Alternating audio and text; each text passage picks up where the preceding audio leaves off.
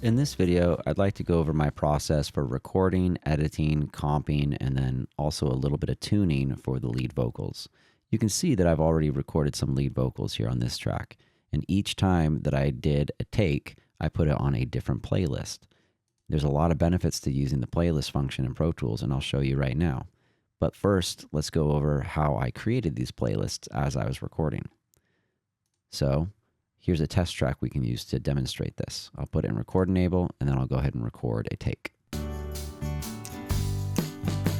Slow moving train, it was calling my name. It said, come rest your... So here's the very first take. And of course, when you're first starting, you might be warming up. It might not be exactly what you want. And as you record more and more lead vocals, you kind of get the feeling and start to discover what it is your vocals should sound like. So I just recorded one take right now. And as you record more and more takes, you'll start to discover how the song should be sung, perhaps. As you hear yourself back, as you audition the takes and you check out your performance, you'll make little notes for yourself about what you should and shouldn't be doing for the next take. So it's a really good feature to help you find that creative workspace or find exactly what the song requires. Also, perhaps that you're just slightly out of pitch and you like the take, but you're out of tune a little bit and you want to keep it just in case. Perhaps if the tuning isn't going to work out for you. So let's take another take just so we can have more options for editing. So I'll come over here and I'm going to click New Playlist. And then I'll go ahead and record another take. Slow moving train, it was calling my name. So then at this point, I've got two takes that I can use. Let's go ahead and do a third take. I'm going to hit Control and then backslash. That is the quick key for making a new playlist. And I don't typically like to rename the playlists, and I'll show you why. Let's go ahead and take that third take real quick. Slow moving train, it was. If you click over here on waveform and then click on playlists, you can see all the different takes that I've recorded. I'm able to copy and paste all these onto a single track so I can essentially compile together or comp together one cohesive track that has different performances from the different playlists. This is a very modern take on recording vocals. It's not for everybody. Some people just want to record one pass of vocals and that's what they're going to be using. Of course, they'll take many different passes of vocals and they'll choose the one they like, but they typically like to just have one pass of vocals and that's it for the performance, and it's a little bit more organic. For myself personally, I'm not the best singer. I really need to do a lot of editing, comping, and vocal tuning to get my vocals to get anywhere near something that's radio friendly. Now, the reason I don't like to rename my takes is if you're going to be in your waveform view, you can move to different playlists this way. And you can see this is the first playlist, the second playlist, and then the third playlist right here. And they're kind of named appropriately. Like this is just playlist test, and then this is playlist test .01 and then .02. So you kind of already know the order in which you recorded. That can be helpful later on down the road. So now that we've demonstrated that, let me show you how we move on with editing the lead vocals. So I'll go ahead and get rid of this one. I'll just hide and make it inactive. Now, as I mentioned, I've done quite a few takes. There are many takes here, at least 14 different takes. And what we need to do now that we've recorded all those different takes, we need to compile them together. The best way to do that is to make a comp track, a blank track that has no audio on it, and then we can copy and paste the different portions of the performance during the different sections to compile one cohesive track. So I'll click over here and I will do new, and this one I actually will rename. Now it's blank. This is now my target playlist essentially. Anything I copy and paste will go onto this playlist. Let's move now to our playlist view. In playlist view, it shows you all the different takes that you've done, and they're all lined up, and they're all available for you visually at the same time, which is great compared to seeing just one at a time from the previous view if you're going to be doing it this way. Now that I have my target track, I can begin to audition all my different takes to see which ones I like. I can imagine that I don't like these first ones because I was still warming up. So it's probably one of these couple ones down here that are going to be a little bit more according to what I want in regards to the performance. Here's an interesting thing though. If I hit solo on this playlist, this is lead vocal .10, that's the playlist. When I hit solo there, it doesn't actually solo the track. What it does is it isolates this track, this playlist, to essentially be here. It doesn't mute all of my other tracks. It's just saying this is the one playlist I want to hear. If I want to hear the vocal track by itself, I actually have to put the vocal track itself in solo. Then it will mute my other tracks. This way I can hear it all together, which might be nice for comping my vocals together so I can actually hear the performance of the music while I'm hearing the performance of the vocal, and I can find the best takes for the music. And then I can find the best takes that match, essentially. Let's go ahead and check this one out. Slow moving train, it was calling my name. It said, just rest your head. Okay, so this wasn't too bad. Let's go ahead and keep that. What I can do now is I can hit this upward arrow key right here, and that's copy selection to target playlist. When I hit that button, watch what happens.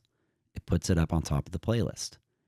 Now I can check out other performances and see what sounds better during this section. So let's try that one. I'm going to undo the solo right there and solo this one. Or additionally, if I have this selected, I can hit Shift S and it will highlight and it will solo that track. So let's check this one out right here. Just rest your head, so I did just what it's coming. Ah, see, I made a mistake right there. So this actually was okay with me. And instead of hitting the arrow key right here, I'm going to hit Option, Shift, and then the up arrow key. And that's the quick key for it. Of course, I didn't want to include this section because there was a mistake in there. So let's audition this section right here. Just rest your head, so I did just what it said. So we'll go ahead and highlight that area. Option, Shift, up arrow key. And I'm going to continue doing this all the way throughout until I have a comped vocal where I have different performances, different playlists on one track. Let's do a couple more. Turning corners in the night, moving. I'm not too sure about that. Let's hear another one up here. Turning corners in the night, moving. Well, what's interesting is I actually perhaps might like this section, but not this little section where I was a little flat. So I can choose to grab that. Option, Shift, up arrow key. And let's hear this part right here. In the night.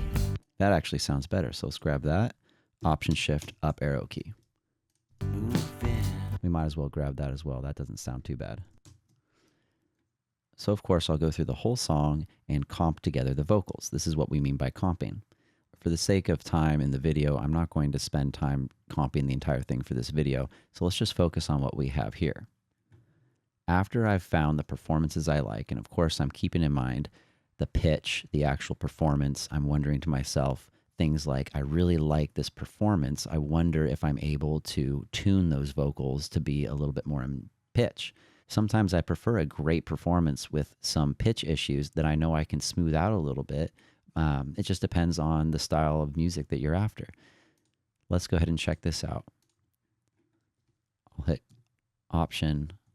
I'll hit Control up arrow key to make it a little bit bigger for me. And then let's go ahead and solo it so we can hear it isolated, just for the sake of the video. Slow moving train, it was calling my name. It said, just rest. You can see right there, I cut it in between a breath. So I'm going to use my trim tool, and I'm going to trim it out this direction, or this direction. It doesn't matter. It's whichever one sounds best. Sometimes it's actually better to use the breath from the beginning portion of the take compared to doing it this way where this breath is for this performance. It really just depends on the breath. Let's put it right there for now. Same with this one. And check that out. Just rest your head, so I did just what it said. Now let's hear it this way, where I have the breath from this clip and then this clip. It said, just rest your head, so I did just what it said. You can tell there's a slight little hiccup there, so let's just feather that a little bit. Just what it said. That sounds a lot better. Now, as I'm doing that, I'm hearing a moment right here where I'm a little flat. Slow moving train. It's the word moving right here. Slow moving train. It was. That's bothering me because I'm just a little flat right there. So let's go back to our playlist view and let's find a spot where I say moving in a much cleaner fashion. Slow moving train. That moment's pretty good. Let's try this one. Slow moving train. Nope. Slow moving train. That one's not too bad. So what if I were to just highlight that area right there, Option Shift Up arrow key, and then I can feather this a little bit, choosing which part of the performance. Now see, that's not going to work because see how that right there, the vocals come in from this clip a little too early. So I have to move that over and maybe that'll actually work out. Let's hear that now. Slow moving train. That worked out really well. You can almost not even tell that there's an edit there. So I'll go through the rest of the vocals and I might make small little changes like that even after I've already comped it together because now I have a finer ear. So it's essentially a second pass. There's definitely also times where perhaps that breath is just way too loud. So you can click to the left of the breath or just click to isolate the breath. You can highlight it and then hit B to separate it on both sides. But this one's already separated. I can just clip gain that down. Actually, it's okay though. I just wanted to demonstrate that. Perhaps this one might be a little loud. But now see, I've got some blank space here. That's actually okay. Perhaps I'll actually cut that off so that when I do my batch fades, this will fade out and this will fade in. Now the real question is, do I want to keep that breath in there? Let's go ahead and hear what this sounds like with the breath maintained. Just what it said. And turning corners. Let's hear it with the context of the music. Just what it said. And turning corners in the night. Maybe not. So let's try getting rid of it and see what happens. I can use my trim tool, or with my selector tool, I can click and hit A to delete everything to the left. Alternately, if I were to hit S, it deletes everything to the right up to the breakpoint. So clearly we'll use A right here. What it said. And turning corners in the night. I kind of like it without the breath. The breath was, it just wasn't working out quite well. Now this area just needs a little bit of help. You can tell that this is not lining up very well. So we can use our trim tool to kind of feather that out and find a good transition point. Corners in the night, turning corners in the night. So that was actually pretty okay, but this is kind of funny right here where I'm blending into two different takes at the very end of a phrase. Let's just choose to keep that one. Corners in the night, moving. But because I recorded this in time, I can always get this to be trimmed out and steal that portion from this clip. Corners in the night. Corners in the night. But there's that weird tongue sound during this right here. So let's keep the night of this one, but we'll keep the ending of night on this track or on this clip. Corners in the night. Nah, I still don't like it. So we'll just take the whole thing. It's a lot cleaner just to use as much of one clip as you can. Corners in the night. So that's essentially comping vocals, taking different takes stored on different playlists and copy and pasting them to one comp track or one target playlist. And this will be the one we use for the final song. After I've gone through and comped everything together, at this point, I'm going to do some batch fades, highlight everything, and then I hit Command F, which brings up the batch fades window. So I'm doing 50 millisecond fade ins, 3 millisecond crossfades, and 50 millisecond fade outs. Let's change this to be like 8 millisecond crossfades. And of course, I can change all these other parameters, but I kind of like these equal power fade outs. Same with these crossfades. They sound very musical. So I'll click OK, and it did it all there for me. Of course, I can edit these further if I need to with my trim tool for the placement, but it's kind of nice not having to have those fades on there when I was originally trying to move stuff around. It's a lot cleaner to do it all at the very end. And if you hear any pops and clicks during this time, that's when you can move your fades around, but we shouldn't be hearing any pops and clicks. Slow moving train, it was calling my name.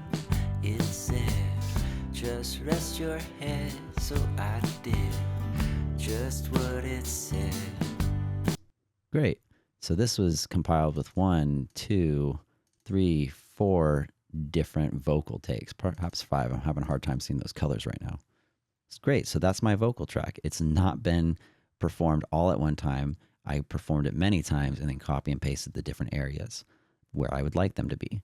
Of course, this works really well for me in my voice because I don't have the best singing voice, but for some singers, they just want to do that one cohesive vocal take, and it feels very clean and artistic to them. So make sure if you're working with somebody else, you're always presenting to them the options on how they can record, but at the same time, you're trying to get the best possible product, which could mean that you do need to comp vocals. Sometimes people just say, all right, cool, we'll take just the whole verse of this one, just the entire chorus of this one. They're not piecing it together as finely as I am right here. It just depends on the project. Now that I've comped the vocals, I can begin some of the tuning process. After comping all the vocals together, I can now begin the tuning process. Sometimes you might go back and recomp some areas because it's not tuning the way you would like it to. But of course, as you do this more, you start to find those as you're comping or even as you're recording. So you can know, this is going to tune up real nicely. It's just subtly off right here. And I know that'll be fixed because I really like the performance. And there's other times you're like, oh my goodness, there's no way I can tune that. We're going to have to re-record that.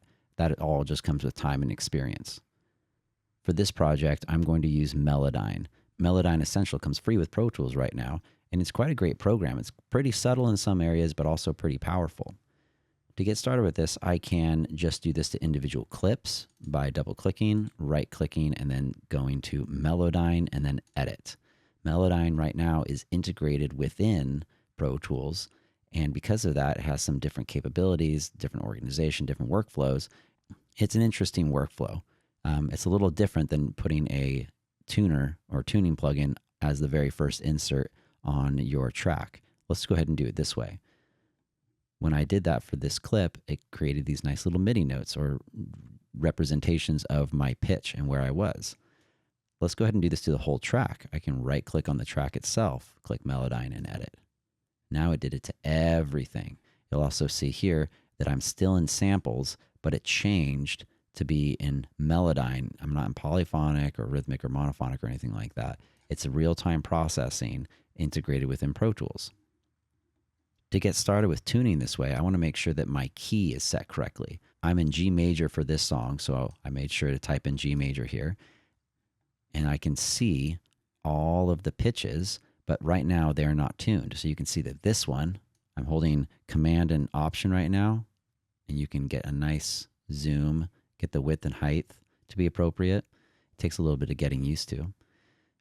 Alternately, I can right click and choose my main tool where I can select things and such, or right click, grab the scroll tool and move around this way, right click and grab the zoom tool, which was this one, which was Command and Option all together.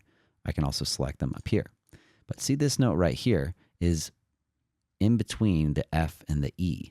In the key of G major, F doesn't exist. So this note is too sharp. It should actually be down lower. So I can fix that manually. As long as this is enabled, the pitch grid, if I grab this and move it, it will snap to the pitch grid. It's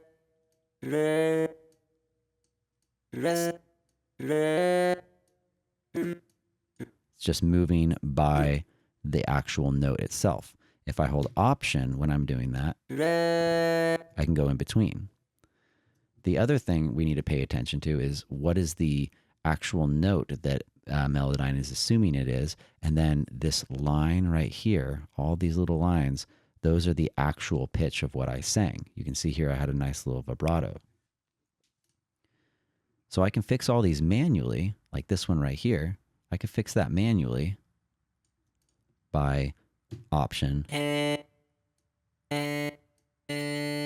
I can do it that way. Or if I highlight it, I can click on the macro function right here. On the macro function, when I turn up pitch center, it automatically fixes the pitch to be centered on the note that it should be.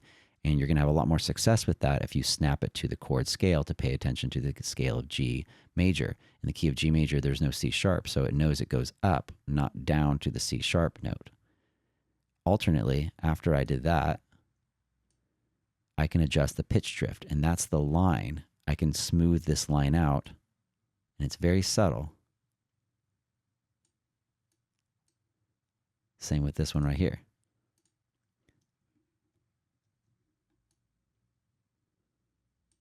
When I did that just to one. What if I were to do it to a bunch of them? I can include the notes I manually already changed, or if I do this. But see when I do it to multiple all at once, it's quite quick, but it might not be precisely what I need for the edit. My name, it said, just rest your head. So that sounded funny, especially with this note right here at the very end. Listen to that again. My name, it said, just rest your head. So to get rid of that change for this note, right click on the note, restore original, and then undo all pitch changes. Let's also fix this one right here. This one is not where it should be. I'll just highlight it, put that pitch center right back. Maybe give it a little bit more pitch drift. My name, it said, just rest your head. So I did. This one seems a little sharp when I sing that right there.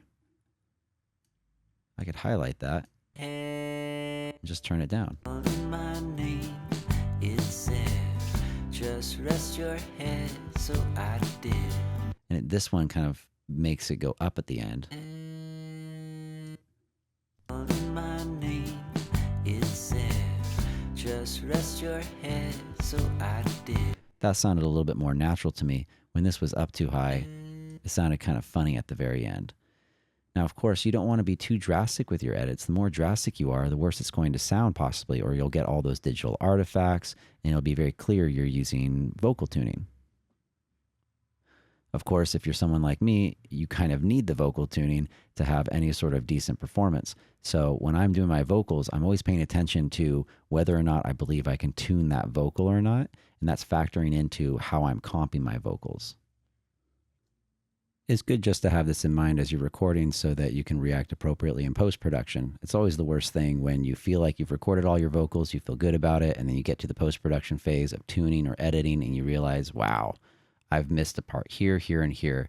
I really need to punch in those vocals. And that's always a pain when you're already moved on to post-production.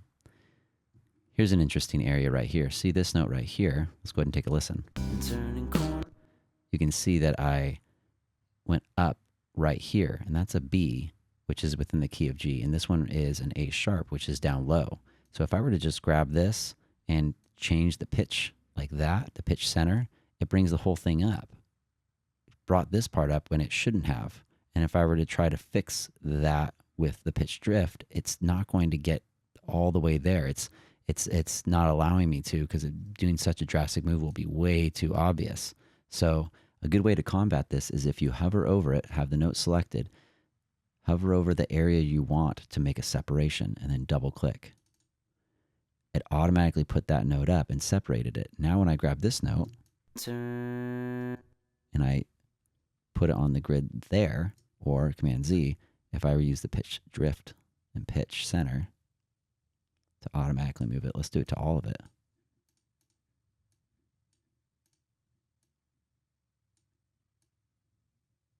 It might sound a little better. You can kind of tell it tuned it. I'll solo it.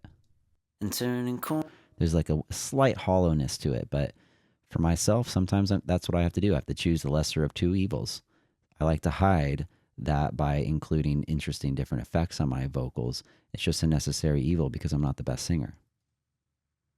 After I've recorded the lead vocals and comped them and tuned them, Then I can begin to move on to perhaps my background vocals. With the background vocals, it's an interesting idea to tune your background vocals. Sometimes it's necessary, especially if they're way off pitch. But if you tune them too much, then you start to lose that kind of chorus effect. The differences between all the different takes become smaller and smaller, therefore making the sound smaller and smaller. So when I go through this process, I'm going to very lightly tune these background vocals. Again, I know that's just because it's me personally and the way I sing. I found some success with this, but sometimes what I'll do is I'll use one tuning algorithm, such as the Melodyne algorithm for the lead vocals, and then perhaps a different tuning algorithm. Maybe I'm using Intara's Auto Tune or the Waves tune or something different for my background vocals, just so there's a slight difference between the lead vocals and the background vocals. Just having a different algorithm can make those small little tiny changes, making it sound less uniform. It's a very small thing. It's something I've noticed a lot of people doing, though. Overall, just be mindful that what you're trying to do is you're trying to make something sound natural, realistic, and pleasing to the ear. If you want to have those artifacts and hearing the tuning of the vocals quite audibly, like a T-Pain effect, this isn't necessarily the way to go. At that point, you probably want to plug in where you can have it run through it in real time as opposed to manually adjusting each note individually. All turns out fine, it said. Just rest your